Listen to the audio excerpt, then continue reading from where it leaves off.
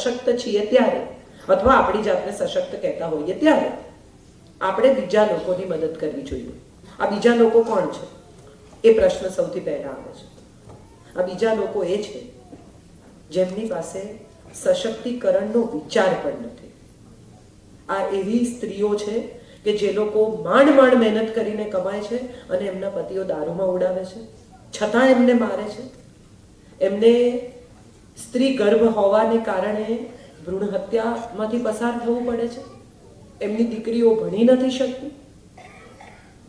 આ એવા લોકો છે કે જે ખરેખર અશક્ત છે, જે ખરેખર પ્રતિકાર નથી કરી શકતા, જેને ખરેખર મદદની જરૂર છે.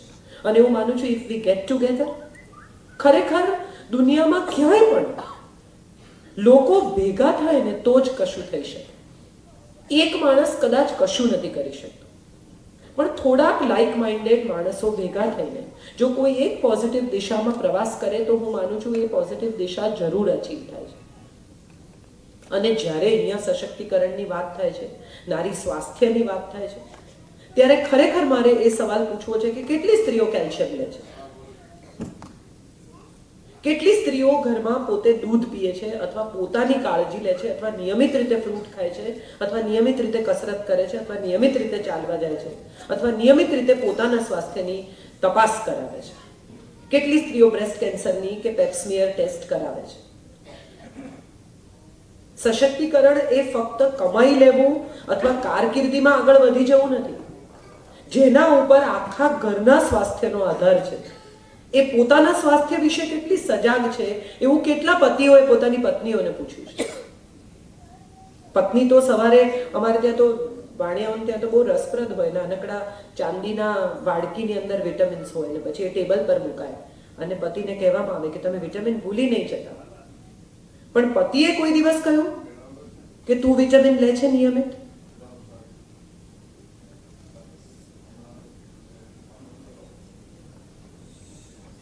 આપણે વેઇટ કરીએ, એમનો ફોન પતી જાય.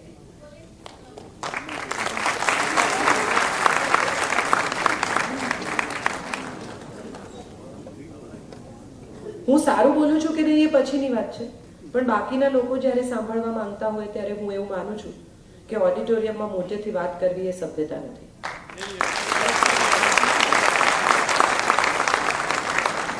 હું નથી કરતી.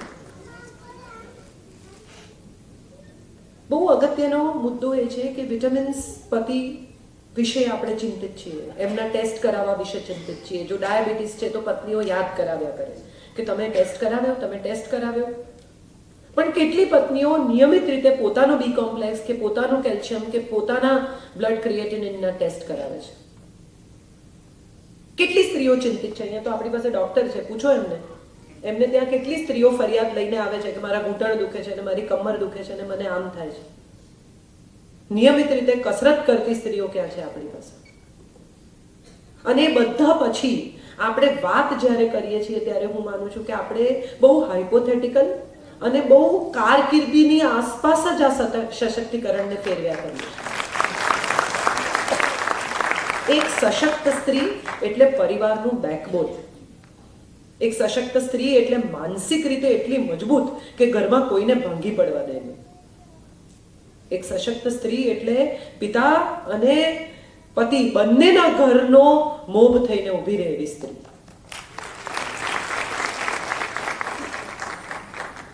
આ બહુ અગત્યના મુદ્દા છે. કેટલી માં પોતાની દીકરીને એવું શીખવાડે છે કે બેટા ટૂંકા કપડાં પહેર અથવા તને ગમે તેવા કપડાં પહેર, પણ એ કપડાને કેરી કરતા શીખ.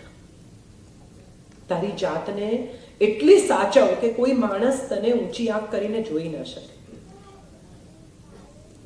તારી આંખમાં એટલું તેજ હોવું જોઈએ. હું તો ઘણીવાર કહું છું કે મહાભારતમાં દુશાસનના હાથ દુખી ગયા કે ગોવિંદે વસ્ત્રો પૂર્યા, કોને ખબર? આ તો નવલકથા છે. પણ એમાં અગત્યની વાત કદાચ એ છે કે દ્રૌપદીની આંખમાં એટલું તેજ હશે કે દુશાસને હાથ પકડ્યા પણ કપડા ખેંચી શક્યો નહીં. એવી પણ શક્યતા છે. આપણે એ દિશામાં કદી ગયા નથી. પ્રશ્ન પૂછતી સ્ત્રી હંમેશા એક બહુ મોટો મુદ્દો બની જતી હોય છે. દ્રૌપદીએ પૂછ્યું કે પહેલા પોતાની જાતને હાર્યા કે મને હાર્યા, અને જો પહેલા પોતાની જાતને હાર્યા તો મને દાવ પર મૂકવાનો એમને અધિકાર કેટલો છે? પણ કોઈએ એને જવાબ આપ્યો નહીં. કેટલા બધા લોકો ત્યાં બેઠા હતા. એમાંથી કોઈ જવાબ આપી શક્યું નહીં. કેટલા બધા લોકો એવો આક્ષેપ કરે છે કે રામે સીતાને ત્યજી દીધી ને આમ થયું ને ફલાણું થયું ને રાજ્ય ધર્મ મોટો કે પતિ ધર્મ મોટો, પણ કોઈને ખબર નથી કે જ્યારે લક્ષ્મણ પાછા આવે છે, આ વાલ્મીકી રામાયણનો ભાગ છે, રઘુવંશનો ભાગ છે, કે જ્યારે લક્ષ્મણ પાછા આવે છે અને કહે છે રામને કે આવી રીતે સીતાને મેં ઉતારી દીધા ને બહુ રડી અને આવી રીતે દુઃખી છે, ત્યારે રામ કહે છે કે હું ઈશ્વર જાણે છે કે હું નિષ્કલંક જીવવા માટે મારા સ્વયંના સુખનું બલિદાન આપું છું. એમણે જિંદગીભર બીજી કોઈ સ્ત્રીનો વિચાર પણ નથી કર્યો. અને રાજા થવું એ સુખી થવાનો માર્ગ નથી. રાજા થવું એ તો એવો માર્ગ છે કે જેના રસ્તા પર કાંટા જ કાંટા છે. રાજ્ય ધર્મ એટલા માટે કારણ કે જો રાજા જ કલંક વાળો છે તો એ કોઈને શું કહી શકે? If the leader is wrong, what is he going to tell to others? So to prove the right leadership, to prove that what he says or what Ram રાજ્ય એક એવી જગ્યા છે કે જ્યાં પ્રજાના મતનો મહત્વ છે એવું પ્રસ્થાપિત કરવા માટે જે માણસ પોતાની પત્નીને છોડી શકે અને પત્ની એને માફ કરે છે. સીતા એક પણ એવું નથી કહેતી કે હરામખોર છે, લુચ્ચો છે, આવું કઈ નથી કહેતી. એ તો કહે જ છે ત્વમેવ ભર્તા ન ચ વિપ્રયોગ, મને ફરીથી બીજા જન્મમાં પણ તમે જ જોઈએ છે પતિ તરીકે, કાઢી મૂકી તોય. So that means that the woman has this power કે માફ કરી શકે પૂરા હૃદયથી. તો આપણે કેમ નથી કરતા એ પ્રશ્ન મારે માટે બહુ અગત્યનો છે. સ્ત્રી હોવું એટલે પોતાના સન્માનની આશા બીજા પાસે ન રાખવી, પોતે ઊભું કરવું પોતાનું સન્માન. અને આ સન્માન ત્યારે ઊભું થઈ શકે જ્યારે આપણે બીજાને સન્માન આપી શકીએ. સામાન્ય રીતે પરણીને આવેલી વહુ જે ભાષામાં વાત કરતી હોય છે એ ભાષામાં જો એ એમ આશા રાખતી હોય કે એને દીકરીની ટ્રીટમેન્ટ મળે તો એ ન મળે.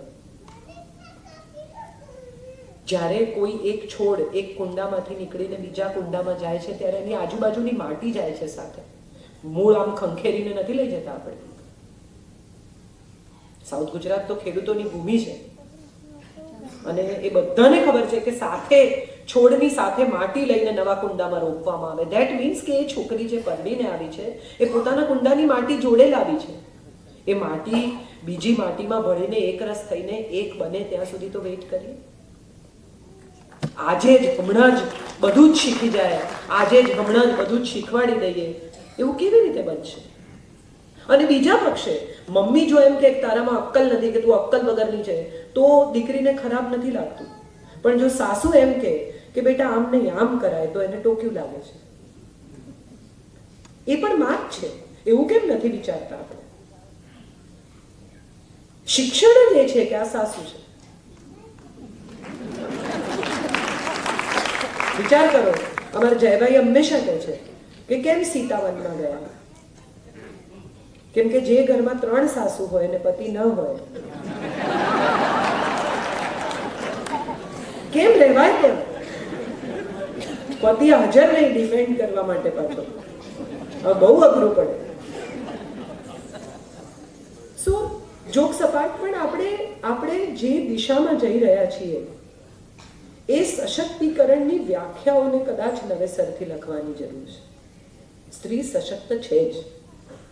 સ્ત્રીમાં એ તાકાત, એ હિંમત, એ સ્નેહ, એ કરુણા, એ કાળજી, એ ભાલ, એ પ્રેમ, એ આપવાની તૈયારી, એ માફ કરવાની શક્તિ છે જ. બસ એ શક્તિઓની ઉપર એક ઈગોનો નાનકડો પડદો આવી ગયો છે અને એને સમોવડા હોવાનું એક નવું રમકડું આપવામાં આવ્યું છે. શું કામ સમોવડા થવાનું? પોતાના સ્થાન પર પોતે કેમ ઉત્તમ નહીં થવાનું? બધા જ લોકો મુકેશ અંબાણી થવા નીકળશે તો બેઝિક કામ કોણ કરશે? અથવા બધા જ જો એમ નક્કી કરી લે કે મારે પાયલટ થવું છે તો બાકીનું શું? દરેક કામ પોતાની જગ્યાએ ઉત્તમ છે, શ્રેષ્ઠ છે.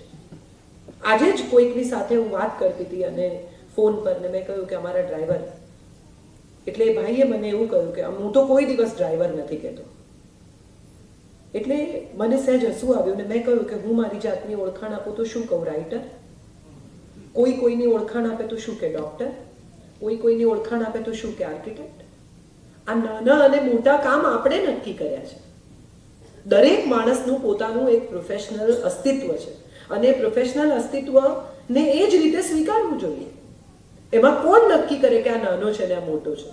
હું ડ્રાઈવર નથી કહેતો એમ કહીને જ તમે એને નાનો કર્યો, એમ કહીને જ તમે એમ દેખાડ્યું કે હું તો એને માન આપું છું, એને ક્યારેય ડ્રાઈવર નથી કહેતો. જો ડિરેક્ટર કહેવાય, ડોક્ટર કહેવાય, પેઇન્ટર કહેવાય, રાઇટર કહેવાય, તો ડ્રાઈવર કેમ ન કહેવાય? સવાલ માત્ર એ છે કે તમે એને ટ્રીટમેન્ટ શું આપો છો.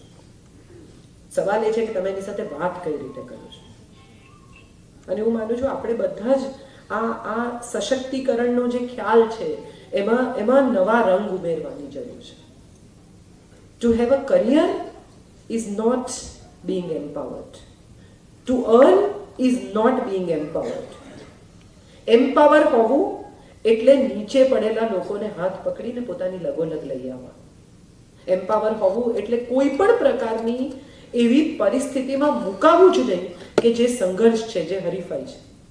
મજબૂત માણસ તો હંમેશા એમ જ કહે કે ભલે તમને એમ લાગે છે તો તમે એમ માનો, તમારો અભિપ્રાય છે, આપણે થોડા સમયમાં નક્કી કરીશું કે સત્ય શું છે. સાબિત કરવાનો પ્રયત્ન જ સંઘર્ષનો ઉતરે છે. ખરેખર સત્યને સાબિતીની કોઈ જરૂરત જ નથી. સત્ય એની આપમેળે સાબિત થશે. અને સ્ત્રી સશક્ત છે એ વાતને સાબિત કરવાની કોઈ આવશ્યકતા જ નથી. એ સમય સાથે ઓટોમેટિક સાબિત થાય છે. એક માં પોતાના પરિવાર માટે જે કરી શકે છે એ ક્યારેય એક પિતા નથી કરી શકતા. એનું સૌથી મોટું કારણ એ છે કે માં પાસે આ મલ્ટિપલ આવડત છે. પિતા ધન લાવે છે, માં એનું લક્ષ્મીમાં રૂપાંતર કરે છે. પિતા ખભો આપે છે, માં ખોળો આપી શકે છે. પિતા પહાડ છે, માં ઝરણા જેવી છે. આવો પગ બોળો ને સારું ફીલ કરો. પેલામાં તો ઉપર ચડવું પડે. બહુ બહુ ઇન્ટરેસ્ટિંગ છે આ સિમિલીઝ. અને હું માનું છું કે આપણે કયા લેવલથી આને જોઈએ છે એમાં બહુ ફેર પડે છે. હું જ્યાં ઊભી છું ત્યાંથી મને તમે દેખાવ છો, ને તમે જ્યાં બેઠા છો ત્યાંથી પાછળનો બેકડ્રોપ દેખાય છે જે મને નથી દેખાતો. આપણે ક્યાં ઊભા છીએ અને ક્યાં જોવું છે? પરસેપ્શન શું છે? મારી બારીમાંથી દેખાતું આકાશ એ આખું આકાશ નથી, એનો ટુકડો છે. એટલો ટુકડો જ આકાશ છે માની લેવાની ભૂલ કરવી એનાથી વધારે મોટું અશક્તિકરણ બીજું કોઈ નથી. બહાર નીકળીએ અને દુનિયા જોઈએ તો સમજાય કે કરવા માટે કેટલું બધું છે. ફક્ત એજ્યુકેશન, ફક્ત કારકિર્દીને બદલે હું માનું છું એક અજબ પ્રકારની આવડત જે ઈશ્વરે આપી છે. તમે 5 વર્ષની બાળકીને પણ અણગમતો સ્પર્શ થાય ને તો એ તરત આમ કરીને ખભો ખસેડી દે. આ 6th સેન્સ આપી છે ઈશ્વરે. સાવ નાનકડું બચ્ચું તમે એને અડી જોજો ખરાબ રીતે સહેજ એના અમુક પ્રાઇવેટ પાર્ટ્સ પર, એ તરત આમ કરીને ખસેડી નાખે. આ એને કોઈ શીખવવા નથી ગયું. આ એની સમજ એને આપી છે કોઈ, અને આ એની ભીતરથી ઉગેલી સમજ છે. આ સમજ એ લઈને જન્મી છે. અને હું માનું છું આ જન્મ સાથે જે સમજ એની પાસે છે એ સમય જતા એના ઉપર બીજો રંગ ચડાવવાને બદલે એ સમજને નિખારવાની જરૂરત છે. ઘણા બધા મા બાપ એવું કહે છે કે અમે તો અમારી દીકરીને દીકરાની જેમ મોટી કરીએ છીએ, અમે તો દીકરાની જેમ જ બધું એને આમ. ત્યારે મને ખરેખર એવો સવાલ થાય છે કે પછી એને માટે વહુ લાવશો ને? કેમ કે ઇવેન્ચ્યુઅલી એને પરણીને કોઈક ઘરમાં જઈને સેટલ થવાનું છે. એને જીવવાનું છે સ્ત્રી તરીકે, તમે એને ઉછેરો છો પુરુષ તરીકે. બે મિક્સ સિગ્નલ છે. એને ખબર નથી પડતી એને શું કરવાનું છે. એને બદલે જો તમે એને એમ કહો કે બેટા તું સ્ત્રી છે પણ સ્ત્રી હોવાનું ગૌરવ કરજે, કદી એવું ફીલ નહીં કરતી કે તું નહીં કરી શકે, આપજે, પ્રેમ કરજે, માફ કરજે, માં બનજે, સારી પત્ની બનજે. બહુ સરસ સાગર સરહદી એક સંવાદ લખ્યો છે કભી કભી નામની ફિલ્મમાં. રાખી પૂછે છે કે ક્યાં કરેંગે, कैसे गुजारेंगे ये जिंदगी? અને અમિતાભ બચ્ચન એને જવાબ આપે કે તુમ એક अच्छी पत्नी बनना, मैं एक अच्छा इंसान बनूंगा. હું માનું છું આ કદાચ દરેક માણસે શીખવા જેવી જરૂરિયાત છે કે આપણે કારકિર્દીના લેવલ પર શું છીએ એ તો બહુ સુપરફિશિયલ બાબત છે. આપણે માણસ તરીકે કેવા છીએ એ કદાચ આપણી સશક્તિકરણનો બહુ મોટો હિસ્સો છે. નોટ જેણે પણ ખિસ્સું બનાવ્યું હશે ને એ બહુ વિશ્વનો બહુ ઉત્તમ દરજી હશે. એણે હૃદય પાસે ખિસ્સું બનાવ્યું છે. નોટ ખિસ્સામાંથી નથી નીકળતી, દિલમાંથી નીકળે છે. પૈસા ક્યાંથી આવે છે એ બહુ અગત્યનું નથી, પૈસા ક્યાં જાય છે એ બહુ અગત્યનું છે. પૈસાની આવક તો બરાબર છે, ક્યાંયથી પણ આવી શકે, એનો વ્યય શું છે એ બહુ અગત્યનું છે. ક્યાં જાય છે આ પૈસા? દીકરી પરણીને જાય, બધા જ પારકી થાપણ ને ફલાણું ને આમ, ખરેખર બહુ સુંદર એક અંગ્રેજી વાક્ય છે કે son is a son till he brings home his wife, daughter is a daughter all my life. એક દીકરી ત્યાં સુધી દીકરી છે આખી જિંદગી, અને દીકરો ત્યાં જ સુધી દીકરો છે જ્યાં સુધી બહુ ઘેર લઈ આવે, પછી એ પતિ પણ બની જાય છે, અને પછી એની જવાબદારીઓ, એના ઇમોશન્સ, એની લોયલ્ટી પણ બિચારાની વહેંચાઈ જાય છે. અને હું માનું છું કે આ જો એક ઘરમાં સાસુ વહુ મળીને સશક્તિકરણની શરૂઆત કરે તો હું માનું છું વિશ્વમાં ક્યાંય સશક્તિકરણ શોધવા જવાની જરૂર નથી. બે જ સ્ત્રીઓ જો એકબીજાને સપોર્ટ કરતા શીખી જાય ને તો હું માનું છું આ પુરુષોની દુનિયા તો ખતમ થઈ જાય. આ આખી દુનિયા નભે છે જ સાસુ વહુના ઝઘડા પર. જે મિનિટે સાસુ ને વહુ એક થઈ ગયા મિનિટે હું માનું છું કે ઘરમાં બીજા કોઈની કશી જરૂરિયાત પડવાની જ નથી. એકતા કપૂરની સિરિયલ સિવાય કોઈ જગ્યાએ એવી સાસુ જોઈ છે કે જે ખીરમાં મીઠું નાખે? મેં નથી જોયું. સો ફોર મી આઈ થિંક સશક્તિકરણ તો બહુ અદ્ભુત વસ્તુ છે અને ભીતરથી આવે છે. મારી પાસે કરોડો રૂપિયા હોય પણ મારી પાસે વાપરવાની તાકાત ના હોય તો હું ઉદાર નથી. મારી પાસે 10 રૂપિયા હોય પણ એમાંથી હું 5 આપી શકું તો હું ઉદાર છું. આ પરસેપ્શન છે. બધાને ખબર છે શ્રીનાથજીની તુલના કરે છે ત્યારે બધું જ મૂકે છે, વારાફરતી હોય, કેટલા કિલો સોનું મૂકે છે પણ કંઈ નથી થતું. ને એક વાળી મૂકે છે એમાં ભગવાનની તુલના થઈ જાય છે, કારણ કે વાળીમાં ભાવ છે, સ્નેહ છે. દુર્યોધન જમાડવાની વાત કરે છે પણ ભગવાન જમતા નથી, એ તો વિદુરને ત્યાં જાય છે ને ભાજી ખાય છે, કારણ કે ત્યાં સ્નેહ છે. કુબ્જાનું ચંદન ઈશ્વર લેવા તૈયાર છે કારણ કે ત્યાં પ્રેમ સિવાય કશું જ નથી. ઉદ્ધવને નવાઈ લાગે છે કે આ 7 ઘોડાનો રથ જોડીને આ કુબ્જાને ત્યાં જાય છે, ભર રસ્તે ગાંડો થઈ ગયો છે,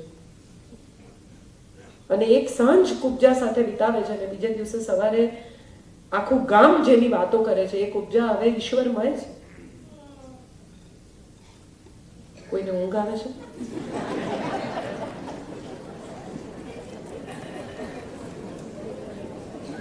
ઓડિટોરિયમમાં એસી છે, સૂઈ શકો. ઘણા લોકો ફિલ્મ જોવા એટલે જ જાય કે ઊંઘી જાય. 3 કલાક એસીમાં સરસ ઊંઘ આવે, મ્યુઝિક પણ વાગતું હોય. હું મ્યુઝિકની ગરજ સારું છું. સ્કૂલના દિવસો યાદ આવી જશે કે લેક્ચરમાં ઊંઘી જતા હતા. In short, very important part of life is empowerment, but what is empowerment is to be defined. We need to define what is empowerment according to us. અને હું માનું છું દરેક માણસનું સશક્તિકરણ અલગ છે. જુઠ્ઠું ન બોલવું એ સશક્તિકરણ છે, નમ્રતાથી વિરોધ કરવો એ સશક્તિકરણ છે, સ્વયં પર વિશ્વાસ હોવો એ સશક્તિકરણ છે, ગાડી ચલાવતા શીખી જવું એ સશક્તિકરણ છે, પોતાની બેંકનો હિસાબ કિતાબ જાતે રાખવો એ સશક્તિકરણ છે, પોતાના બાળક માટે મેથ્સ શીખવું એ સશક્તિકરણ છે. હું મારા દીકરા માટે મેથ્સ શીખી. અમે બંને એક સેમ ટીચર પાસે જઈને ટ્યુશન લીધું કારણ કે હું એને ભણાવી શકતી નહોતી, મારું ગણિત બહુ ખરાબ છે. So I started going with him, sitting with him and doing the same homework that he used to do. So probably we can somewhere meet each other. એટલે હું માનું છું આપણી સશક્તિકરણની આગવી વ્યાખ્યા ઊભી કરી એ સશક્તિકરણ તરફ આગળ વધવું એ સાચું સશક્તિકરણ છે. Thank you so much. તમે હવે જાગી જજો જે ઊભી ગયા હતા.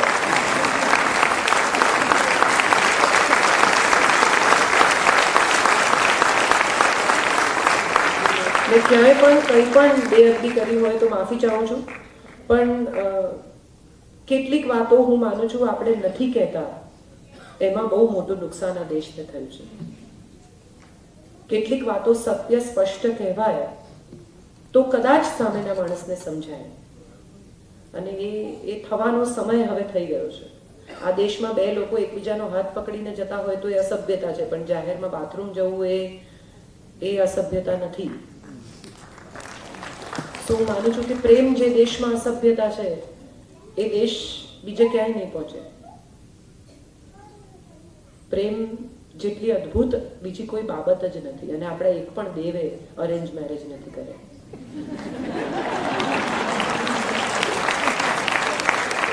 ને એમાંની એક પણ પત્ની એમની જ્ઞાતિની નહોતી, અને છતાં એ ભગવાન છે. એટલે જ્ઞાતિઓ, સમાજો, ધર્મો થી ઉપર એક તત્વ છે, એનું નામ છે સ્નેહ, પ્રેમ. અને માણસ જો માણસને ચાહી શકે તો એનાથી વધારે કદાચ બીજું કશું સશક્તિકરણ થઈ શકે એમ નથી. આપણી આસપાસ રહેલા તમામ લોકોને જો પ્રેમ આપી શકાય, જો સન્માન આપી શકાય, જો એમની સાથે સારી રીતે વર્તી શકાય, તો આપોઆપ આખા સમાજનું સશક્તિકરણ થઈ જશે. Thank you so much.